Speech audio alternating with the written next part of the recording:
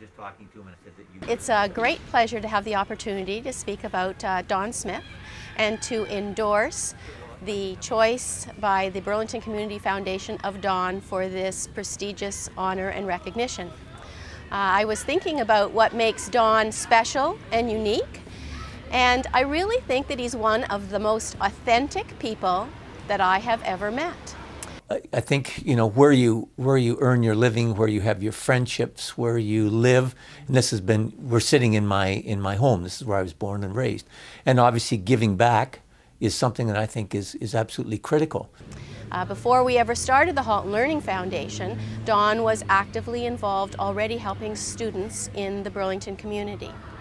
He has given a scholarship to all of our Burlington schools for many, many years to help students, and made it possible for our students to participate in co-op programs at his business, Smith Funeral Homes. Since we've started the Halton Learning Foundation, Don has been actively involved with us in supporting student needs, specifically around our Barriers to Learning program. That program provides support for students who have basic needs that prevent them from being successful at school.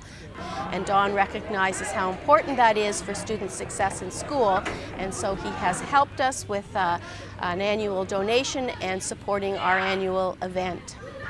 Don, in addition to his support of our Peace Medal event each year, Don has been there to help us build buildings, renovate buildings like the Ron Edwards Y here in Burlington. Don has also been instrumental in making sure that families that can't afford to get to these centers and participate in programs can get there. Don has made very generous gifts to an annual campaign that we have to support the access and accessibility that we strive to achieve in the community. And I think Don is a wonderful role model for philanthropy in Burlington. He doesn't do it for this kind of recognition. Don does it because it's coming from his heart.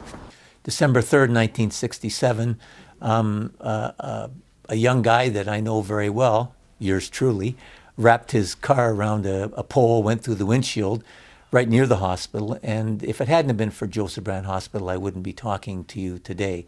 They pieced me back together. He loves to tell that story, but Don has been a true leader and philanthropist with this organization from his leadership in the last capital campaign, where he helped to lead a team to raise over $7 million to help redevelop the hospital. To his caregivers luncheon that he sponsors and provides the funds for. It's a whole other aspect of healthcare that he supports through the hospital, and annually gives bursaries to caregivers for the work that they do, not just nurses, but outside of that environment as well. So these are a couple of things that Don does for the hospital. I've done a lot of work with the Schifra home, and in advising them and working with them. They're a great organization that provide a significant option for unwed teenage mothers or expectant mothers. And they provide a lot of love and care and opportunities for them, and they provide, I think, an important choice for young girls that may find themselves expectant. Don was very excited to find out what we were doing in the community. We're a very young grassroots baby organization, literally and figuratively. And so he took the time and came to the home, had a tour, had his wife with him, and then he also referred us to other people in the fundraising world to be able to give me some resources to kind of build capacity for Schifra Home. And it's just been ongoing since. So for me, Don has really given of his time very generously, and his time is very limited with all the things he's up to.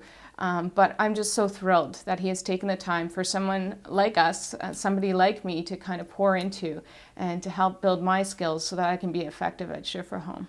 He's just been he's a compassionate person, a compassionate Rotarian, and he's helped so many people. Rotary's service above self. Rotary is a great group of men and women that come together in fellowship and have a lot of fun with raising funds in the community which goes back into the community. They also have international projects, but a lot of the focus would be on helping people here in their own community.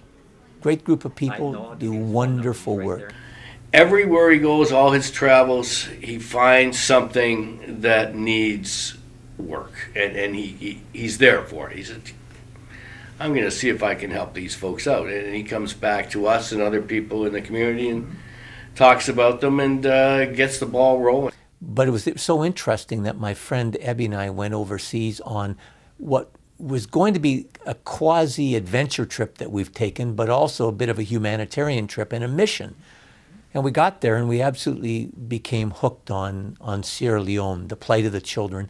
And I guess when you have an opportunity to actually go and see someone that's had a leg or an arm or a hand amputated, when you actually go and see a little child that's been abandoned on the street or in a dumpster, and the police bring to the orphanage, and you see this child that needs a shot or a chance at life, and the people are trying to give them that chance. And you see people who are young boys and girls, men and women, 16, 17, sitting around the side of the road saying, all we want is a chance to work and get back some dignity. Or you go to a polio village and seeing them play soccer on their hands and knees, you know, something that we take for granted. And at the end of the game, they'll be bleeding, but they'll have a great big smile on their face. And all they wanted was a soccer ball to be able to play the game. He's got the soccer balls, that he came back and he wanted 1,000 soccer balls. 2,000. 2,000 soccer balls. Give him a minute and there'll be 5,000 soccer balls. We got pretty hooked on Sierra Leone, and it became really part of us. It's in our system, and we want to do something for them. We want to give them, as I said earlier, a shot at life. They over there have learned how to get along, and they respect each other. They tolerate. There's forbearance. There's understanding. There's love. There's compassion. There's a lot of things that in the busyness of our lives we have here too, but we've forgotten.